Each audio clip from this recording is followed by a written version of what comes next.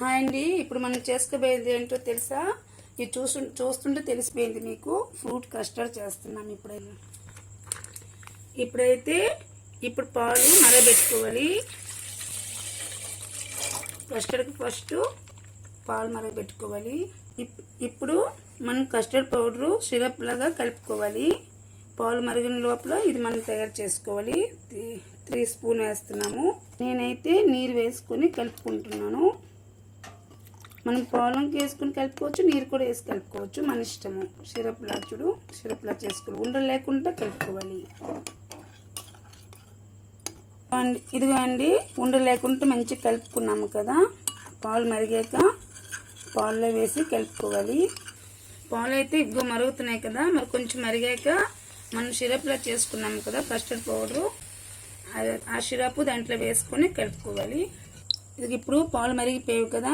ఇప్పుడు custard powder కలుపుకున్నాం కదా, ఇది వేసుకొని కలుపుకోవాలి. మంచిగా ఇలా కలుపుకోవాలి.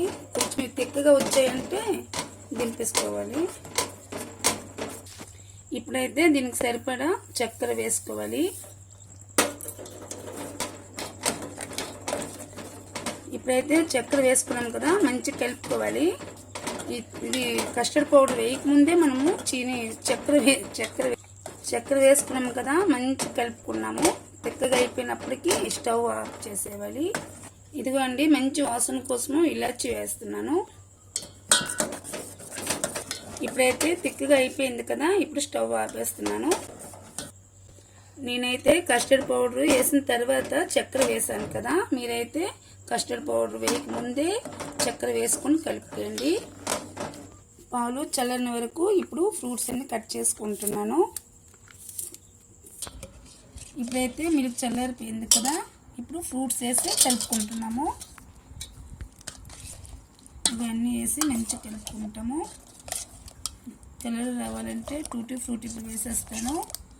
అనార్ అయితే లేదు కాబట్టి మా ఇంట్లో.